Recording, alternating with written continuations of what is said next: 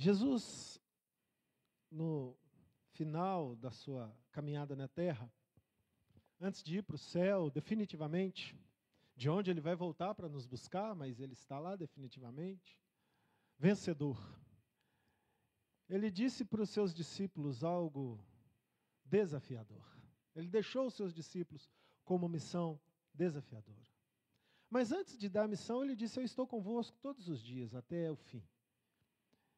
E certos da companhia de Jesus, eles receberam a missão.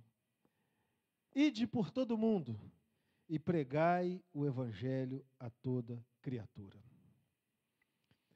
Esse texto fala da propagação do evangelho de uma forma tão linda, objetiva, profunda. Mas eu quero me ater aqui ao desafio que essa missão continha. Não vou falar em todo o englobar da missão, que é nobre, mas eu vou falar de um desafio dentro da missão. Ir pelo mundo. Naquela época, explorar o mundo era o maior desafio conhecido. A estrutura marítima era arcaica, frágil. Arcaica para nós que conhecemos hoje. Naquela época, para eles, era tudo que eles tinham. Então, viajar pelo mundo era colocar o seu pescoço na guilhotina. Era ter a certeza que ia passar por adversidades, que se traçado uma linha proporcional, deveria ter 95% ou 98% de chance de que quem saía não voltava para casa. Quando Jesus junta os seus discípulos e diz para eles: ide por todo mundo, o desafio imbuído na grande missão de ir é romper essa limitação do desafio de colocar a vida em risco. E a igreja do primeiro século entendeu muito bem esse desafio. E os irmãos começaram a sair pelo mundo. O apóstolo Paulo viajou, fez muitas viagens missionárias, e como nós somos bons leitores da Bíblia, vemos lá no capítulo 27 de Atos, o terrível naufrágio que Paulo sofreu, e foi um deles. E com ele ali 220 pessoas foram açoitados no mar, ficaram 14 dias sem comer, caíram à deriva, foram parar numa ilha de bárbaros. Mas a vida de quem navegava era assim. E a igreja foi uma grande responsável por avanço mundial pela essência destemida dos cristãos de irem para cumprir a sua missão. E quando eles iam, eles tinham que navegar. O mundo moderno de hoje deve muito ao cristianismo, pela coragem desses homens e mulheres que saíram explorando, e enquanto iam cumprir a missão, iam organizando o mundo. Vamos falar apenas de América do Sul, que é o nosso continente, Argentina, Chile, Paraguai, Uruguai, Bolívia, Colômbia, Venezuela, Guiana Francesa, Inglesa, Suriname, Peru, os países, Brasil, os países desenvolvidos da América do Sul devem muito ao cristianismo. Ao cristianismo, primeiramente católico, que chegou junto com as caravanas e as caravelas dos portugueses, dos espanhóis, mas sempre vinham cristãos ali para trazer o cumprimento da sua missão, e vinham organizando educação. Quantos colégios nós temos, quantos fundamentos de educação nós temos, que saíram de dentro da essência do cristianismo, e homens e mulheres que deixaram suas famílias, deixaram suas nações, e atravessaram oceanos. Muitos deles não voltaram para casa. E é nisso que eu quero me ater. Agostinho, chamado dentro da fé católica de Santo Agostinho, mas o bispo de Hipona, um homem nascido no século III depois de Cristo, que é o filósofo mais respeitado dentro dos bispos católicos, um homem muito lúcido, muito cheio da presença de Deus. ele disse certa vez o seguinte: o mundo é um livro, e quem viaja lê apenas uma página.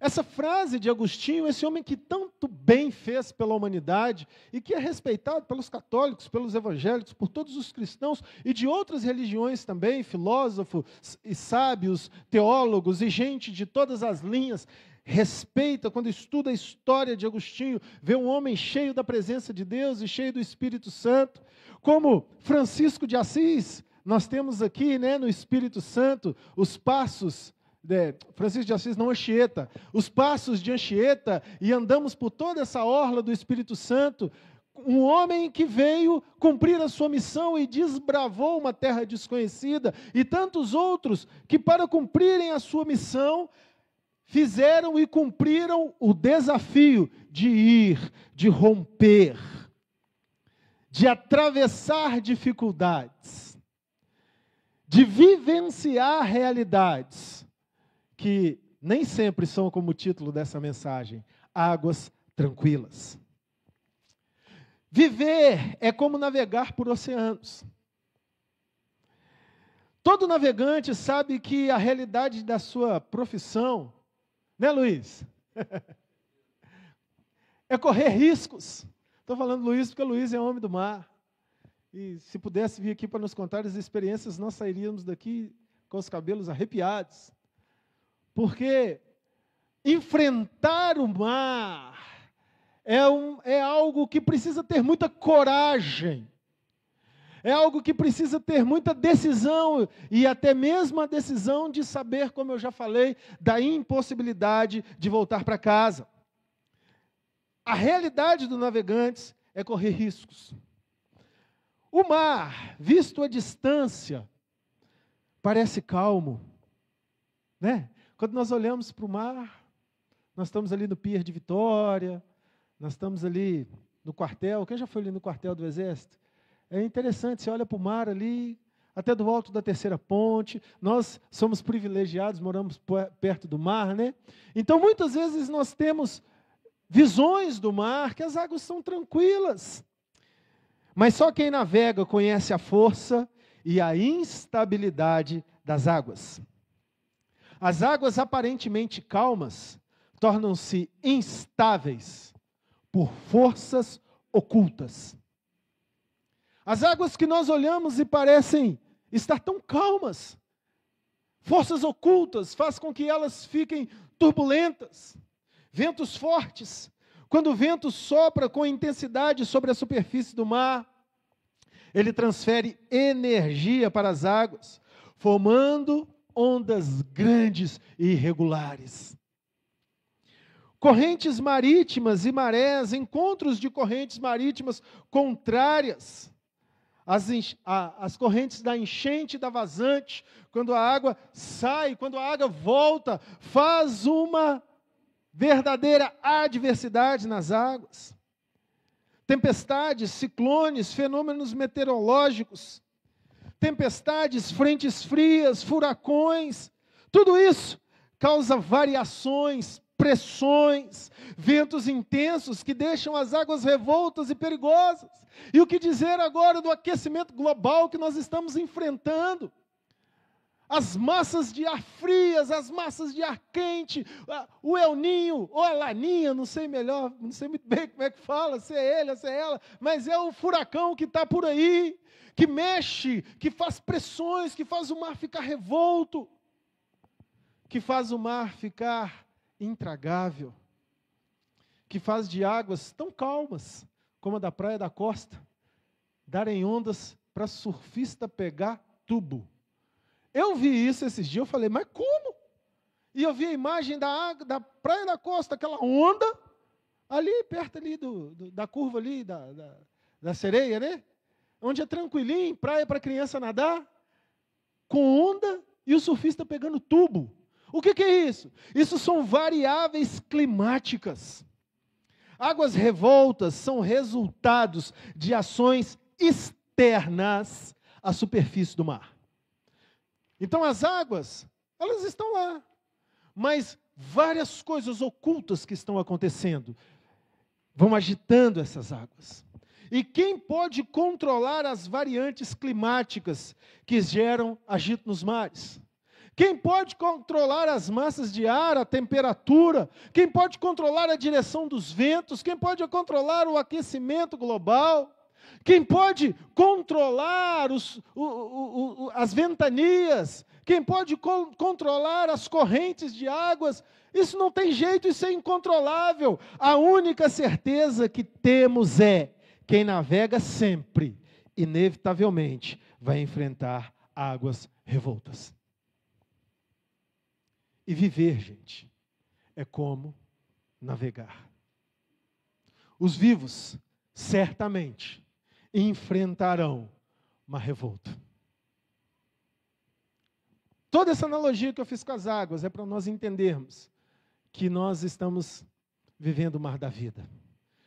Tem dias que parece que as águas estão calmas e, de repente, o nosso barco está sendo jogado de um lado para o outro e a gente não tem o que fazer.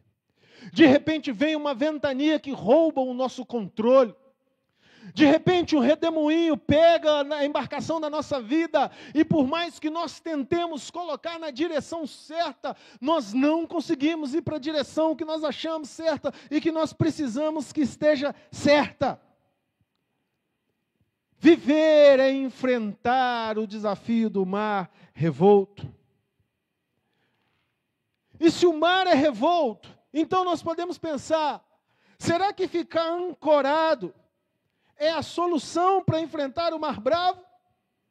Será que se eu não sair, não trabalhar, não estudar, não for cumprir o ID de Jesus, como eu disse na introdução, os irmãos do primeiro século enfrentaram os mares do mundo, e nós temos uma sociedade organizada hoje no Ocidente, deve-se muito ao cristianismo. Será que não fazer isso, ficar parado, ancorado, é a solução? Marcelo Cerqueira Marques disse uma frase que me chama muita atenção: a segurança do navegante não está no porto, mas no cuidado com o barco, que bem cuidado pode atravessar os piores mares. A segurança não está em ficar ancorado e parado. Evitar sair do cais para não enfrentar as tormentas é uma opção que os navegantes da vida não têm. Nós temos a opção de trancarmos dentro do nosso quarto e falarmos: não vou fazer nada? Nem na pandemia, que nos obrigou a ficar dentro de casa, nós tivemos essa opção. Nós temos que viver, nós estamos vivendo, saindo ou não, nós estamos no mar da vida, dentro de um barco. E as ondas estão aí batendo para todo lado, e nós precisamos aprender a enfrentá-las. E nós precisamos aprender a lidar com as adversidades, com os impossíveis, com os descontroles que se batem sobre a nossa vida. São crises familiares que vêm de onde nós não esperamos. De repente o casamento está mal, um fala alho, o outro entende bugalhos e não tem como resolver aquela situação. De repente a saúde está mal, bate problema para todo lado, e cada consulta que vai é um diagnóstico diferente, é um medicamento diferente. Às vezes no trabalho as coisas ficam difíceis, e por mais que a gente tente consertar, parece que piora, em todas as áreas da nossa vida. As ventanias estão aí, os vendavais estão aí, não tem para onde correr. Nós estamos no mar da vida e precisamos enfrentá-lo. A segurança não está em fugir, a segurança está em cuidar bem do barco. Viver é estar sujeito a inúmeras variáveis que agitam o mar da vida. Nelson Monteiro da Mota, fundador da primeira igreja Cruzada Evangélica Unida em Nilópolis, fez uma música que todo mundo conhece, só que ninguém sabia que era dele. Essa música tem 52 anos. Se as ondas do mar da vida quiserem te afogar, Ficou bem desafinado, mas você sabe a letra. Segura na mão mão de Deus, agora nós achamos o tom. Pois ela te sustentará. Não temas, segue adiante e não olhes para trás. Segura na mão de Deus e vai. Essa música virou um clássico para crentes católicos.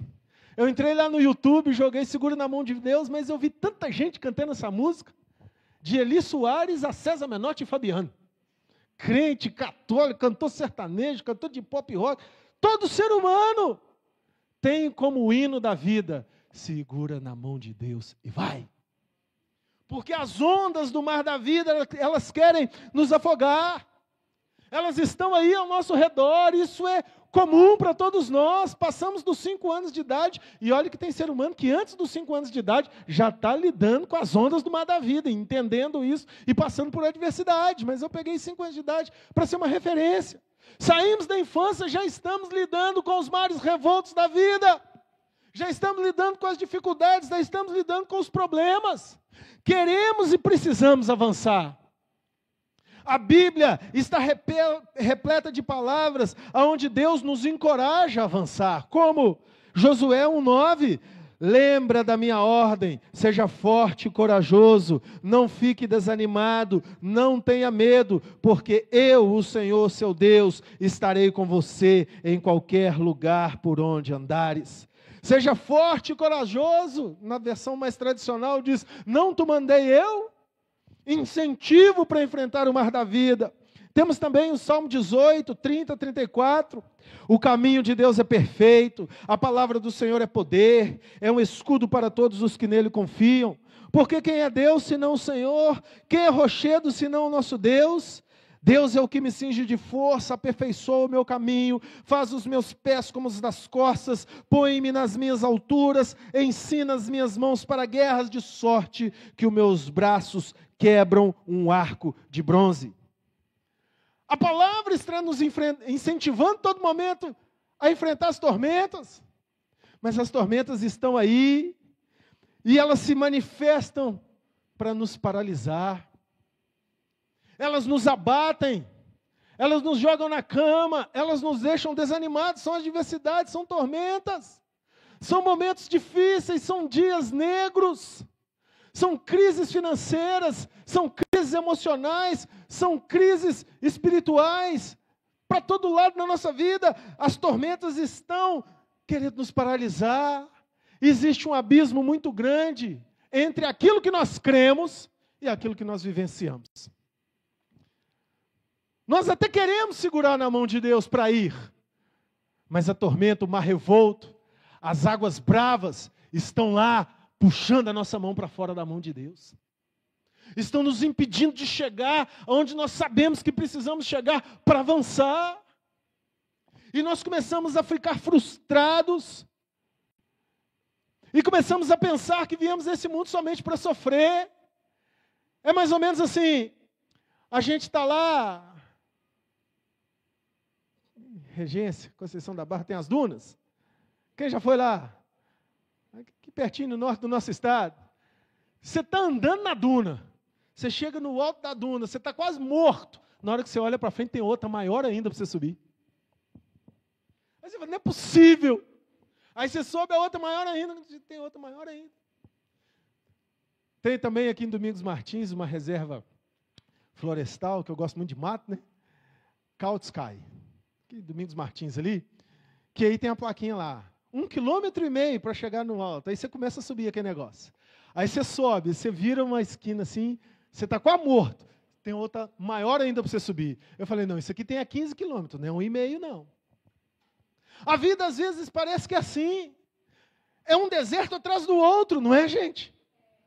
É um mar, é um oceano atrás do outro. Você está lá tirando água para fora do barco, tempestade, tudo. Aí, de repente, começa a fazer aquele barulhinho assim de céu limpando. Você fala, agora eu vou respirar. Quando você puxa o ar, você nem solta, já vem outro. Brrr. É uma tempestade em cima da outra tempestade, dentro da outra tempestade, é um deserto dentro do outro deserto, é uma duna em cima da outra duna, e a gente começa a pensar assim, peraí, eu vim para sofrer nessa terra. É problema dentro de casa, é problema no trabalho, é problema na igreja, é problema no bairro, é problema no condomínio, é problema na rua, é problema na política, é problema para todo lado. Eu estou frustrado. Deus me mandou avançar. Mas por que eu não estou conseguindo avançar? Eu quero segurar na mão do Senhor, mas por que parece que os mares revoltos exercem sobre mim uma pressão tão grande que eu não consigo ir para a mão de Deus? Essa muitas vezes é a nossa realidade. Mas deixa eu te falar uma palavra da parte de Deus. Não, este não é o seu fim. Deus tem para você muito mais. Se você crê nisso, aplauda o Senhor Jesus. Eu amo muito a canção do Toque no Altar, ou do Trazendo a Arca, não sei bem. Não, esse não pode ser teu fim, não é o que Deus sonhou para ti. Não podes aceitar ver sua família se abater, sua esperança se acabar. Não podes aceitar. Não, esse não é o seu fim. As promessas do Senhor são verdadeiras. Ele realmente te disse, ser forte e corajoso, porque eu estou contigo. Ele verdadeiramente te disse, não te mandei eu, tão somente acredite na minha palavra. Ele verdadeiramente disse, o caminho de Deus é perfeito. A palavra do Senhor é poder. Ele é um escudo para todos os que nele confiam. Deus é a sua fortaleza e a sua força. Precisamos lembrar que as tormentas são as águas que estão fora do nosso barco. Não são as águas que estão fora que afundam o barco, mas sim a água que entra nele. E eu estou usando a navegação como uma ilustração, mas eu estou falando da vida real. E na vida real, nós podemos decidir qual água que entra dentro do nosso barco. Nós temos poder para isso. E até mesmo se estivermos na navegação, e as águas do mar, do oceano, da natureza, revolto, vierem entrar dentro do nosso barco, e nós estivermos lá no meio das águas, e orarmos e clamarmos o Senhor, Ele é poderoso para sustentar o nosso barquinho no meio do oceano adverso. Se Ele faz isso com as forças da natureza, Ele faz muito mais isso com a realidade da vida diária de cada um. Não são as águas externas que afundam o seu barco, são as águas que entram nele. As situações turbulentas da vida só vão nos derrubar e nos fazer naufragar se nos dominarem. Se nos invadirem e gerarem em nós incredulidade. Se no meio das adversidades da sua vida você estiver vendo as águas revoltas, e essas águas revoltas falarem mais alto do que as promessas da palavra de Deus, aí elas vão entrar dentro de você. Porque no meio da tormenta você pode acreditar naquele que te prometeu e descansar nele. Era assim que Jesus dormia dentro do barco, enquanto as águas eram revoltas, enquanto o barco era sacudido de um lado para o outro. Os discípulos desceram lá num convés e disseram para Jesus: mestre, o senhor não está vendo não? Não te dá que pereçamos? Jesus acorda do seu sono. Até quando vos suportarei, homens de pequena fé? Mar, cala-te. Vento, acalma-te. Porque a água que estava dentro de Jesus, sim, era tranquila. Tão tranquila que impôs tranquilidade às águas que estavam de fora. Davi Homem que colecionou inúmeras tormentas em todas as áreas, mas chegou no final da vida sem naufragar. Acho que teve momentos na vida de Davi que o barco dele acabou todo, ele ficou só numa tábua. Mas ele continuou atravessando o mar da vida. Entende? Lá no final da vida dele, ele estava vivo na presença de Deus. Ele lutava e preservava a santidade. Ele chamou Salomão, seu filho, e disse: seja homem, teme ao Senhor. Davi não naufragou. Davi chegou no fim inteiro. Ele nos deixou um salmo que nos mostra como devem ser as águas dentro de nós. O Senhor é o meu pastor, nada me faltará. Deitar-me faz em pastos verdejantes, guia-me mansamente às águas tranquilas. Você pode dizer isso comigo? 1, 2, 3. Guia-me mansamente às águas. De novo. Guia-me mansamente às águas tranquilas. Refrigera minha alma. Guia-me pelas veredas da justiça, por amor do seu nome. Ainda que eu andasse pelo vale da sombra da morte, não temeria mal algum, porque tu estás comigo. A tua vara e o teu cajado me consolam. Preparas uma mesa para mim na presença dos meus inimigos. Unges a minha cabeça com óleo, o meu cálice transborda.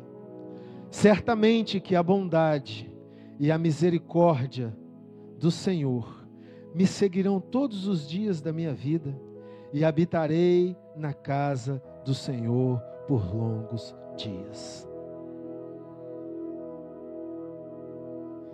Não podemos controlar as águas de fora do barco, e nem as variáveis que fazem com que elas sejam revoltas.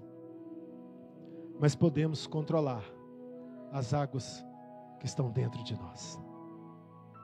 Podemos controlar as águas que estão dentro do barco, porque são essas águas que nos fazem naufragar.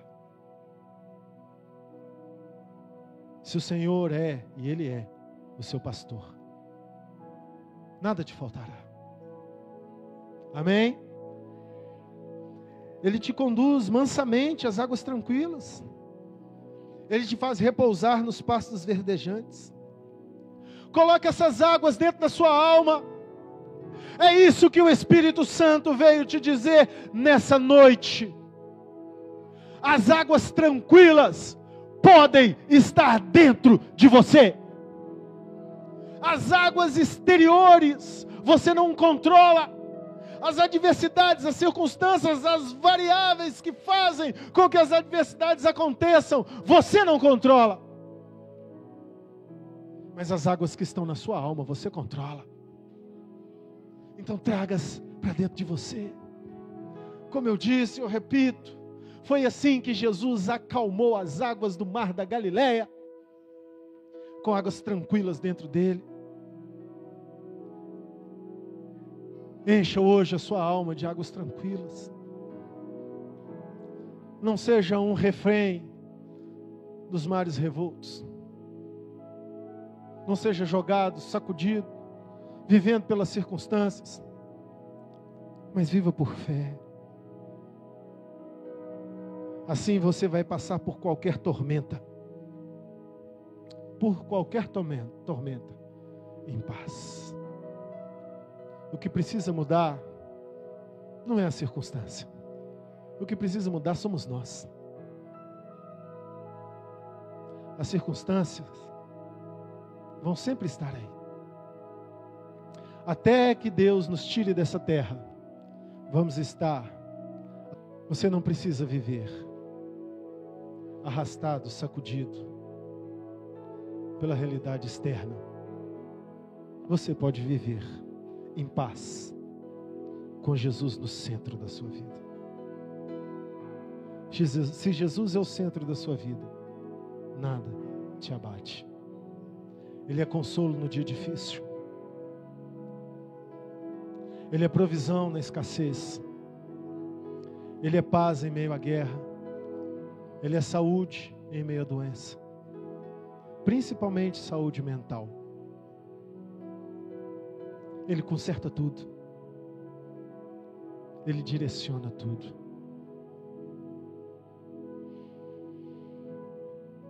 Você vai passar pelas tormentas. Assim te diz o Senhor. Assim me diz o Senhor. Vocês vão passar pelas tormentas, porque eu estou com vocês. Jeremias entendeu isso de uma forma tão intensa. E lá no livro de Lamentações que ele escreveu, e tem esse nome porque Israel estava no momento de tantas tormentas, adversidades, um verdadeiro terrorismo abatido e instaurado sobre a nação de Israel. Morte para todo lado, destruição para todo lado, consequência do pecado do povo. E Jeremias, no meio daquilo tudo, ele disse: quero trazer à memória o que me pode dar esperança. As misericórdias do Senhor são a causa de não sermos consumidos, porque as suas misericórdias não têm fim. Elas se renovam a cada manhã. Grande é a tua fidelidade. A minha porção é o Senhor, diz a minha alma, portanto esperarei nele.